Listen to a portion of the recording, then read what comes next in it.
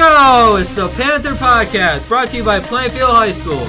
Go Panthers! Give it up for your host, Jacob Byers! Thanks. Today we'll have on Dawson Laprise, Dylan Glenn, and Jason Walton. We're talking track, baseball, and what it's like to be a Plainfield athlete. But first we'll do the segment Panther Rapid Fire, a little takeoff of PTI on ESPN. Then we'll do the Panther Prowl. We're hitting the halls. We're going to start talking to you, asking the questions you guys want to hear answered. Because it is a long podcast just with that. We'll be cutting out the Colin and Jake sit down this time. So now let's just get it right on over to the Panther Rapid. The segment everyone knows and loves. It's Panther Rapid Fire. Today we have on no other than Hannah St. Ange. Thanks for coming on today, Hannah. Yeah, no problem. So here's what's going to happen. She'll have 60 seconds, give or take. You don't have to worry about the 60 seconds. We put it in as a guideline. Cool. To say what you have on the feeling topics, which you are heavily involved in. So we have NHS, band, coexistence community, which I've never heard of, but we talked about it before, Yep. and now I'm somewhat interested. And then you have volunteer at a museum, and then college.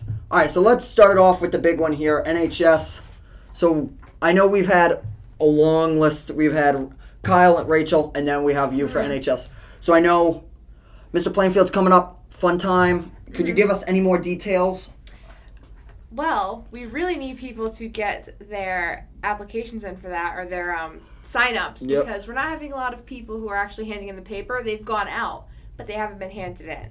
So in order to make this event a success, we have to have people hand those in, and it's going to be an amazing time.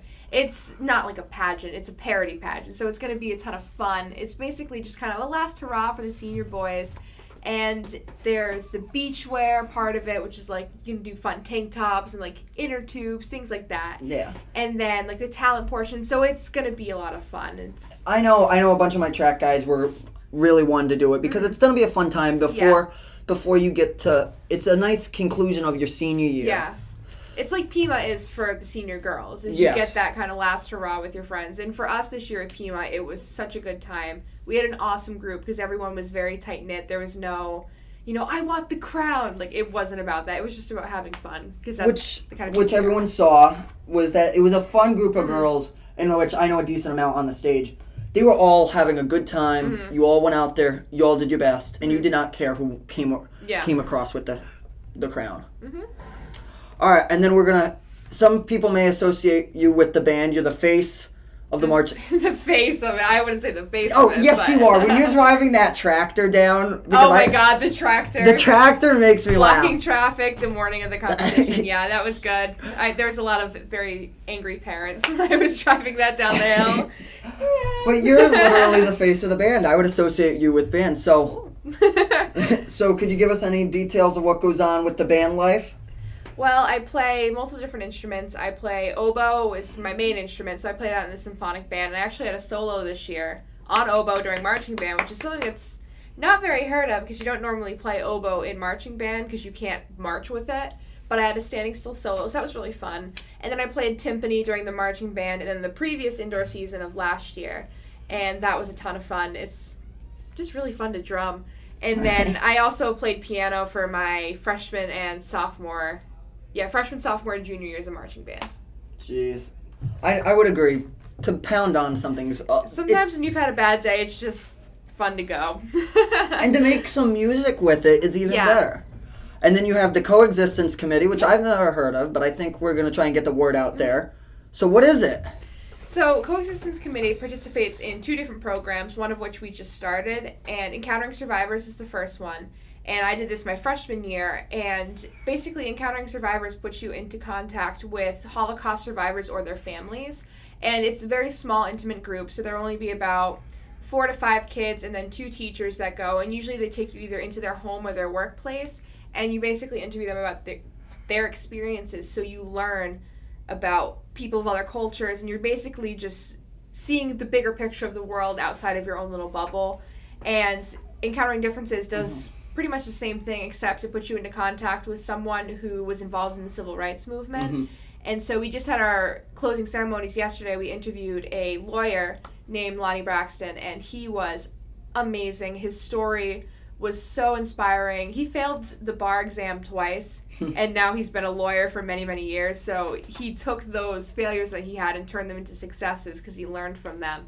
And the life advice he had for us, we walked out of every meeting just dumbfounded at how intellectual and wise he was. It was just such a great experience. That's really cool to channel our past, because then that really is cool, because you really get to feel the sense, even though we were not there, but what was it really like? And then I said, coming in, you volunteer at a museum. Yeah. As a history buff, Yep. as a history buff, that's like a dream. That's like a bucket list item, and you're doing that. So, could you give us, what museum do you volunteer at, and what do you do there? I volunteer at the Prudence Crandall Museum in Canterbury, and I'm a junior docent, well, adult docent now that I'm 18. But basically what we do is our main role is to give tours, but we are basically support of the museum. So we also will put together exhibits. We will help clean up occasionally. I'm trying to I haven't been there in a while, so I'm trying to think of all the things we've done, because we do a lot. Yeah. We recently, the junior docents in our little group, we did a trunk project, which is like, it was a trunk that the girls would have brought to the school with them, filled with period-accurate items that kids could touch. And that kind of helped bring the story alive for younger people. So that's something that we've also worked on. Basically, just anything that the curator needs help with at our museum is what we'll do. But giving tours is by far my favorite part. So what are some of those what are those, like, secret things that not every tour guide gives? Like, what are those, like, little pieces of the history that are hid underneath the basement? Well, we have, like, behind-the-scenes stuff, I guess you could say, that we don't typically show people. Like, we have, like, a really creepy attic, and, like, we've never had any, like, experiences, but I hate going up there because it's very spiderwebby and just blah. And then, I mean, there have been some people who have died on the property, but it's an old house, so that happens. I'm not supposed to talk about those on tours, but... Oh, well. It's fun facts. Fun facts here at the Panther Podcast. Yeah. And then since you're a senior, college, so where are you going? What's your majoring? Are you excited, nervous, a little bit of both? So I'm going to be going to the University of Mary Washington in Fredericksburg, Virginia. Woo woo. And so it's obviously pretty far away, but I chose it because they have a historic preservation undergraduate major. And from all my time at the museum this past year, after taking a look at everything, finally figured out that this is what I want to do. I want to be able to work in museums the rest of my life and make it interesting for young people, because it can be very difficult when you go somewhere and it's just hard to be engaged with the tour because it's someone that's just droning on. And so I took that experience and me wanting to really make history interesting for others, and I found this school, and their program is amazing. The head professor of the program was born and raised in Paris, and she has worked all over the country doing historic preservation work and museum work, and she actually takes all of the historic preservation majors on a month-long trip to Paris, and you basically you go to the Louvre, you go to all these different places and study the history. And so I'm very excited for that. I think we might be having a lot of more applications be sending there, because if I got to go to Paris. And I've been in French for 4 years, so I'm hoping that I can continue on with that and be able to be fluent when I go there. So. Yeah. So, well, it should be fun. And then I know, like we said before coming on, that sometimes how people, now that, I don't want to say old, but the last generation was they told history in a very, like, very strict. It's textbook. Very textbook way. We just had the lights go out here, motion detectors. But it's a very textbook. But like you said, you want to bring fun to it. You want to give, like, even that hands-on. I know hands-on is a big part of it. It's really important because young people, the love of history has to start young. Some people will end up, when they retire or something, they'll end up going to more museums. But for me, that love of history was being exposed to it when I was younger. And it wasn't just, my parents were like, oh, hey, here's this historical fiction book, which I did read a lot of historical fiction. But they took me to places, and not everyone has that opportunity. And so field trips are a great way to do that. And being able to have those hands-on experiences while at those sites is what really just makes it come alive. Because the best way to make history matter and to connect with it and to understand it is to be able to put yourself in someone else's shoes that lived during that time. Like, you have to have those hands-on connections in order to make connections with people of the past. Well, I can see a bright future for you and your thing because of how educated you are and how much you Thank you. love and passion for that. Mm-hmm. Well, I wanted to thank you for coming on today. Thank you for Hannah. having me. No problem. Now it's time for a commercial break. If you want some headphones to jam out to this awesome podcast, stop by the school store.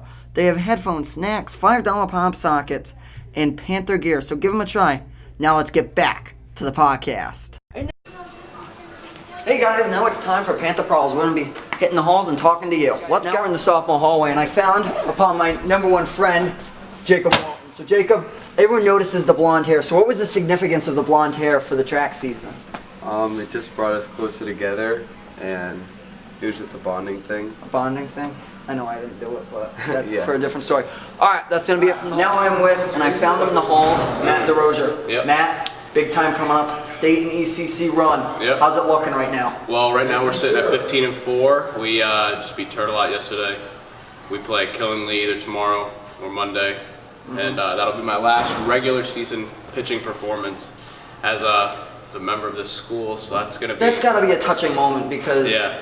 after 4 years here, and then to throw your last game, that's going to be a very emotional day. Oh yeah, I mean every start I've had so far has been emotional. I mean just to think it could be the last Yeah. one. But with the state tournament coming, we're sitting about 4 or 5 seed right now.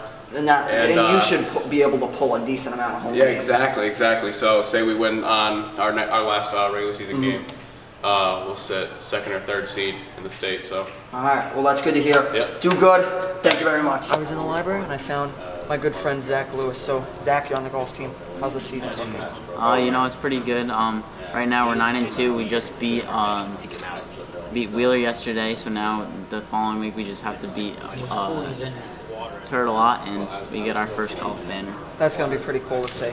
Well, thank you very much, Zach. I was in the lunch break and I found my man, no other than T South or Tyler South. So, man, how's track season going? I know ECCs are leading up. We talked to Jason a little while ago. It's pretty big. ECCs marks literally one of the end of the season. So, how you feel going into it? I'm feeling pretty good, you know. I'm trying to make states of 100 and 200, maybe triple jump. And it's my senior year, so I'm pretty excited.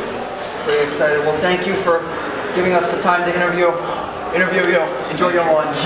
Now I'm with amazing gentlemen athletes here in the studio. We're going to be talking what it is to be like a Panther athlete. So I have Dawson LaPree's baseball, no other than Dylan Glennon track and shot, then Jason Walton with sprinting at track. So gentlemen, thanks for coming on today. I'm glad to be talking Plainfield athletics. What's good? I'm excited. You're excited? All right. So we're gonna start the horn with over. We're gonna head it right over to Dawson. So Dawson, first year here, big senior though, came in from Ellis. So season for baseball. Well, we hold a 16-3 record, which we're just doing us. You know, it doesn't take much with the talent that you have in the team. You know, you don't really. You know, it's one big team. We've all been playing together since we were young age. You know, it all started in Little League. You know, I remember playing my first Little League game when I actually moved here. You know, I was already with Isaiah then, and looking at my 12th grade season now, I'm still with the kid. You know, I grew up playing with Matty D. You know, there are plenty of kids in the program that I've grown up playing with. So, it's not, you know, us as a team, we already had that bond coming into the season. It wasn't that big of a change. Mm-hmm. Which is good to hear because you want that family dynamic. Like I know for the track team, we have a nice family dynamic with the shirts Jarvo made and Jason, which versus everybody. Which really shows how much we give into our team. Everyone on that team I know loves to be on that team and loves to go to practice every day. Oh yeah, we have fun. We just listen to music, goofing around, catching frogs. Oh gosh, Going the lovely swing after practice. Can't beat it. No, and then when I mean everyone enjoys practice, everyone does. So you guys have been here for 12 years. Not 12 years. You've been here for 4. But Four. But you're 12th graders. But By the way, Coach Irons. Hey. So what's it like to be a journey coming up as one of all of you are literally what I define as a Plainfield athlete, as well-known, well-respected, and well-liked. I don't know about Jason. It's fun. The 4 years are very enjoyable, but like one thing that like I know for like me personally affected, like it goes by quick.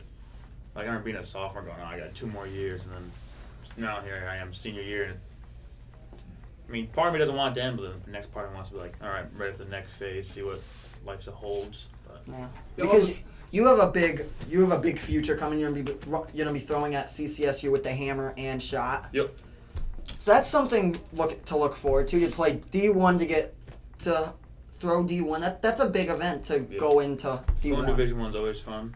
Not many kids are able to say they did that in their high school career, well, for their college career. But I'm excited. I got Jason coming with me, so I'll have some friendly faces around there. Roommates, maybe? Could we pull the roommate card? You never know. Maybe. I think you guys would be good compatible for each other. And then when you had to head over to Jason, so what's it been for your journey? I mean, it's been crazy. I mean, it's an honor wearing Plainfield on the chest every single meet that you go to. And I mean, when we were freshmen, like, we were looking up to the bigger guys. You were looking up to Kate Amster. I was looking up to Isaiah Fort. And, I mean, we just said we want to be like them. And they led the team. And, you know, we're just trying to follow in the footsteps. I know as a freshman, I look up to you guys to show, because you guys, when I did indoor, I have fond memories of Glennon saying, this guy's a coach. I don't know what you're talking about, that he's a player. I remember that distinctly, one of the first days of practice, and I was like, nice throw, you got to pick up your arm, and you're like, this guy's a coach, not a like, I have distinct memories with all of you, which it makes me feel like I said on Winnie, it's fun to come to practice, and it's fun to be there. That's like one of the biggest things. I just want to make sure it was fun because, like, I know my freshman year, the seniors and upperclassmen made it fun for us and enjoyable. I just wanted that tradition to carry on through. And I can say onto you guys. It was never like this. It was never like this. Like, our freshman year, track was like this, and then the past 2 years of seniors, like, they made us do they were like. I mean, track wasn't as enjoyable, so like our goal this year was trying to like bring back as much fun as we could. Yeah. Well, you guys have definitely made that fun with the shirts, with catching frogs and flow. I know we have. Can't beat it. No, you can't. And then Dawson, story of a lifetime. How do you become a well-respected and well-liked athlete here at Plainfield? You walk in the door and you come to work. Only Dawson Laprise would say that with a radio play. Only you. You come in and you come to work. It's as simple as that. You know, if Do you your come job. if you come in and you're looking to lollygag, you know, that's where you go wrong. That's where you lose respect. That's where you ruin an image of yourself. If you don't come in ready to work, you know, you're gonna set the expectation low on yourself and you're gonna cheat yourself. That's very simple well. as that. That's very well said. See, this is why this man's got a career. So future for next year. I don't know I know these two because I see these guys every day. Your future? At the moment, I'm gonna take a semester of criminology at Three Rivers, and I'm gonna play baseball there for their club. You know, it's not high level baseball, and it ain't shit. But it's still baseball though. Like but when it's still, you know, the main goal as a baseball player is to continue to play baseball. And, you know, and if college is why I decide, because I still have the military lingering in the back of my head, you know, if college is why I decide, then at the end of the year, my plan is to transfer to somewhere a little bit bigger, ECSU, you know, wherever is a good fit for me to go to college, and at that point, try and walk on somewhere and earn a scholarship or earn my way. Because, again, if you want anything, it's not going to come without working for it. And that's when people say, oh, I'm only at D3. You're still doing college baseball or college anything. You're still up there training with some of the best of the coaches, and you're still competing the best of your ability. Just because you're not that, oh, I'm on TV, does not mean anything. You're still out there giving your 110%, making sure that you're doing your best physically and mentally. Exactly. If you're not giving your 100, then what's the point? All right, so gentlemen, now we're gonna go into the free form of the discussion. So I got a love. What'd you say? Nothing. Continue. No. See, this is why I said we would do an open mic. I want to hear what you guys say. That's exactly what this whole thing has been. This whole thing's been open mic. I'm going for it. But we don't need to open up a new segment and act like all that wasn't off the top. Okay, Well, all right. Cut that out. We'll cut from point A to point B. I think another thing about like being an athlete here is like you get a lot of hate because most people think you're just stuck up and all. Well, I know because when we go to track meets, people always say, "Oh, there's the redneck Plainfield." Yep. Like I mean, we give ourselves that name because some of the stuff we do, but yeah.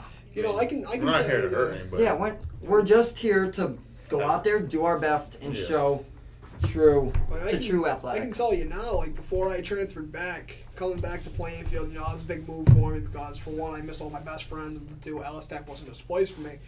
But you know, you hear it from a lot of people. Excuse my language. I know this on the podcast, but you know, I got told plenty of times.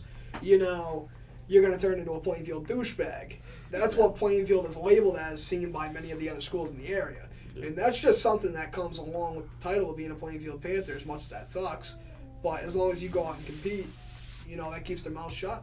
I would agree because we went to many of cross country. We went to a cross country meet and someone was like, "So where's Plainfield?" And we were like, "We're right here."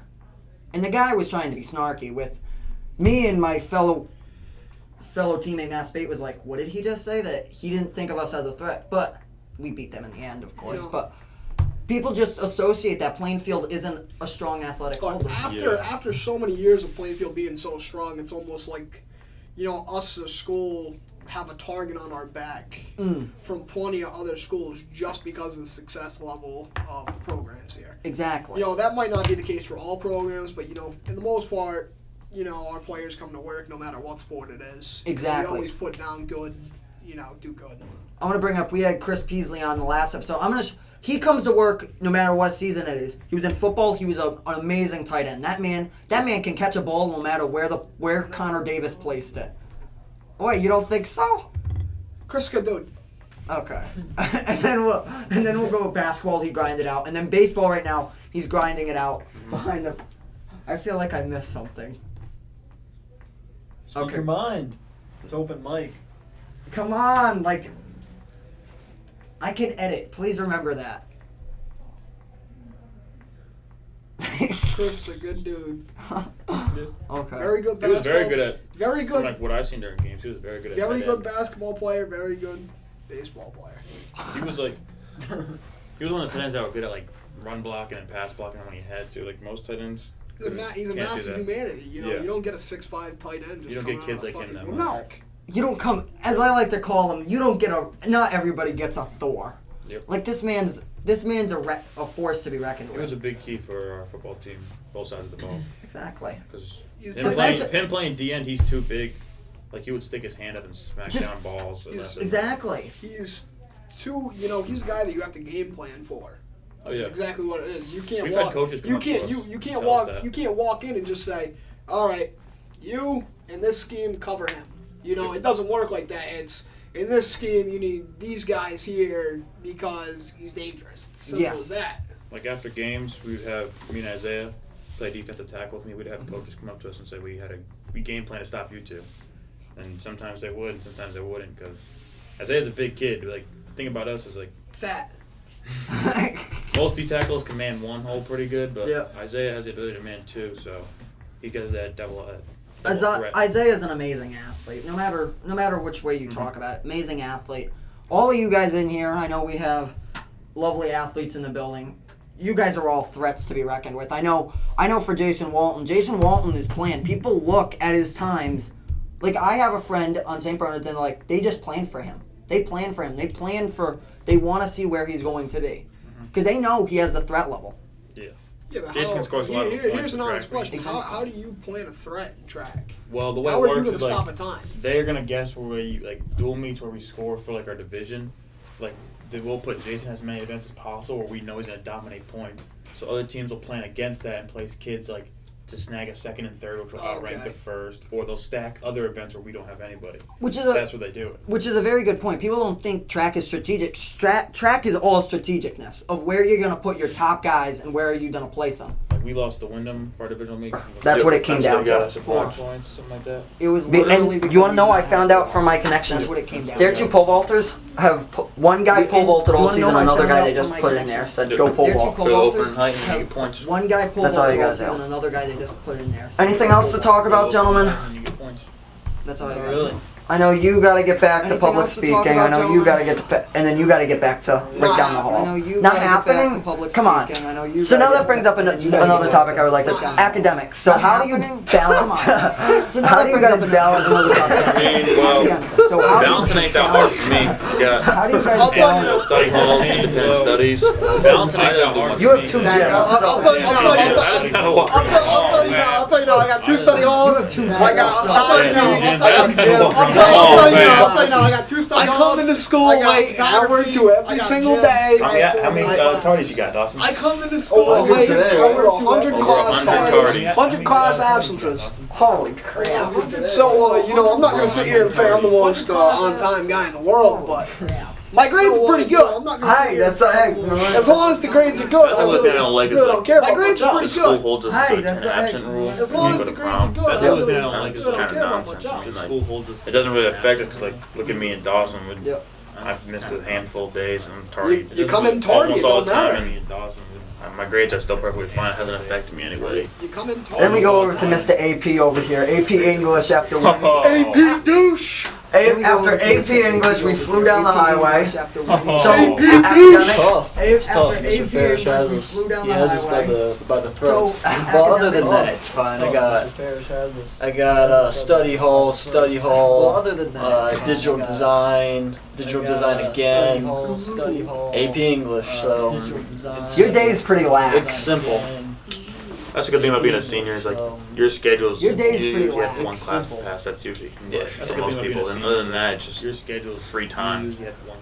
Yeah, So you get your hard work out of the way the first 3 years, and then you guys can just chill out and say, oh, yeah, I should Yep. come to school And today. you guys Like, I know you have chill out. digital media twice, and then, So and because of my easy Like schedule, I know you have digital Zero media absences. twice, and then zero. been here every day. That sucks.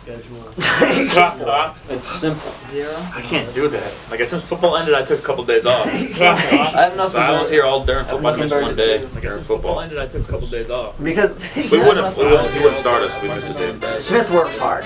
No matter what, he works you hard. From a guy who runs laps around you guys during cross country Smith works season, hard. he No matter works what, you he hard. works And you hard. all For a guy that who all runs that coaching laps staff around works you guys hard. during UConn's. cross-country season, he works you hard. It was a brutal. All that. Oh all man, that coaching when I staff hear works people you hard. grunting when they're running, that's fun. That's fun. As a distance runner, and you're just and they're just trying to get to the end of that pole, and I'm like, I could do this for days. Yeah, but as a distance runner, and you're It's just not easy. you're trying to get to the end of that. How about you go out and play football next year, huh? I'm not saying. You should try this at least. How about you go out and play Just go through football Hell Week, next year, huh? so you can I'm see not what it's saying- like I'm to not experience saying- this. The I'm first not week. You should try That's this. August 14th, right? First week of football at Hell Week. Alright. It's awful. I think you should play. It's August 14th, Yeah, no, right? you're never getting me off. Do like a documentary experiment. I think you should Works play. That's not a bad idea. See? See, we could bring the podcast into Hell Week here at Get a little Plainfield. GoPro for you. Get a GoPro. See, See, we got my could helmet. bring I'm the liking where podcast you into guys are Hell coming Week from. here at Get a little I'm liking GoPro this. for you. Get a Oh, yeah. GoPro You guys are stick giving on me my full helmet. of I'm liking where ideas. you guys are coming This from. is why we had the I'm brain liking session in here today. Oh, yeah. We've You got guys the are giving me brains. full of ideas. We've got the bronze, This the is why brains, we and had we the got brain everything in session between. here today. Easy. We've got the brains. We've got the bronze, the brains, and we got everything in between. Oh, poor Dawson. Poor Dawson. I never said I was the smartest guy. Oh, poor Dawson. Poor Dawson. Alrighty. Well, I think that's going to end our open mic session. Well, thank you guys for coming on today. Problem. You. Well, I All think right. that's going to Grab end your our beer. open mic What? session. Well, thank you guys for coming on today. Thank you guys. Now, after our lovely... That's going to do it for this episode of the Panther Podcast. I would like to thank my guests, Hannah St. Dylan Glennon, Jason Walton, and Dawson LaFreeze for stopping by. To Dawson LaFreeze. So This Dawson, podcast conduct editorial the interview. producer is Mr. Already, Jordan, I'm going project to Jordan supervisor is all day Mr. And, Bickwood, Jordan, Cohen Sharkey is the who you graphic going consultant, intro specialist, sports analyst, and awesome. Panther Podcast host. And I'm Jacob Ironton. We're going to be signing off. Go Panthers! And as always, dab on those haters. Goodbye, guys. So, any classes you're really having trouble with? Honestly, I mean, you set the standards pretty high for yourself. All of them. All of them. A guy, Jerome Green, has he given you any trouble this year in class? Yeah, a little bit with the assignments. He's pretty heavy on the grading.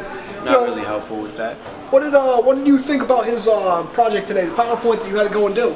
Oh, I knew nothing about what I was saying. I was really up there winging the whole thing. Dylan Glennon did the whole thing. Well, most of it, and I just read off the paper. I really didn't know anything I was saying. You know, have you ever really put in the thought that maybe if you put the effort in, that it would pay you back at some point in your high school career? Yeah, that makes sense. Heard you. Heard. And back to you, Colin. That's going to do it for this episode of the Panther Podcast. I would like to thank my guests, Hannah St. Ange, Dylan Glennon, Jason Waltland, and Dawson LaPrise for stopping by. This podcast editorial producer is Mr. Jordan, project supervisors Mr. Bickgood, Cohen Sharkey is the graphic consultant, intro specialist, sports analyst, and Panther Podcast host. And I'm Jacob Irons, and we're going to be signing off. Go Panthers, and as always, dab on those haters. Goodbye, guys.